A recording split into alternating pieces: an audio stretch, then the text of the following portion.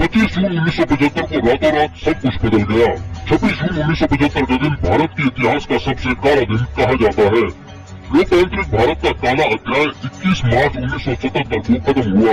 राष्ट्रपति फखरुद्दीन अली अहमद ने प्रधानमंत्री इंदिरा गांधी के अनुरोध पर धारा 352 के तहत आपातकाल की घोषणा की थी। लोकनायक जयप्रकाश नारायण ने इसे सबसे काले घंटों की संज्ञा दी। इस घोषणा के तुरंत बाद रातों रात कई नेता हिरासत में ले लिए गए।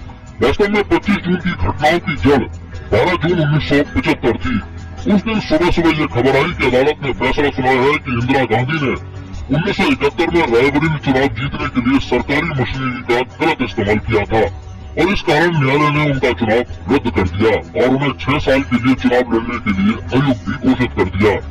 अदालत का यही फैसला आपातकाल लागू करने का मुख्य कारण बना, लेकिन सरकार ने सुरक्षा, पाकिस्तान के साथ युद्ध, सूखा, 1973 के तेल संकट का हवाला देते हुए इन्हें राष्ट्रीय सुरक्षा के लिए खतरा बताया। सरकार ने दावा किया कि हड़तालों और विरोध प्रदर्शनों के कारण देश की गति रुक रही है। सरकार ने आंतरिक अनिश्चितता का हवाला देते हुए कहा कि इससे देश की सुरक्षा को खतरा है। वहीं आज भी लोगों को याद है कि इस दौरान जबरन नसबंदी की गई, राजनीतिक गिरफ्तारियां हुई और बड़े पैमाने पर झुग्गी झोपड़ियों का सफाया किया गया। जयप्रकाश नारायण, चंद्रशेखर, मोरारजी देसाई, अटल बिहारी वाजपेयी, लाल कृष्ण आडवाणी जैसे धुरंधर नेताओं को बिना किसी कारण जेल में डाल दिया गया। देश एक बदलाव के दौर से गुजर रहा था।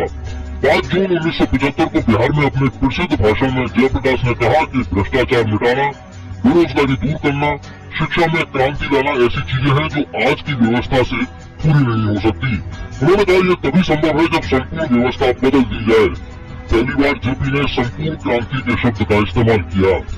बिहार पर लगी चिंगारी कब पूरे भारत में फैल गई पता ही नहीं चला। 1975 में अदालत में गांधी पर चुनावों में भ्रष्टाचार का आरोप साबित हो गया और जयप्रकाश ने उनके इस्तीफे की मांग की। लेकिन कुछ समय बाद ही इंदिरा गांधी ने राष्ट्रीय आपातकाल की घोषणा कर दी। जेपी के नाम से मशहूर जयप्रकाश नारायण घर घर क्रांति के पर्याय बन गए। उस समय राष्ट्रकवि रामधारी सिंह दिनकर ने कहा था कि सिंहासन खाली करो की जनता आती है। पूरे उत्तर भारत में कांग्रेस विरोधी लहर थी, लेकिन किसी को भी ये आभास नहीं था कि इंदिरा गांधी भी चुनाव हार सकती है। लेकिन जब नतीजे आए तो आधी रात को आकाशवाणी से घोषणा हुई कि रायबरेली लोकसभा सीट पर प्रधानमंत्री इंदिरा गांधी अपने प्रतिद्वंदी जनता पार्टी के राजनारायण से करीब 55,000 मतों से चुनाव हार गयी। तो पूरा देश स्तब्ध रह गया। 1977 में चुनावों की घोषणा की गयी। इस आपातकाल ने कांग्रेस को पूरी तरह से हार दिलाई और आजाद भारत में पहली बार मोरारजी देसाई के नेतृत्व में गैर कांग्रेसी सरकार बनी।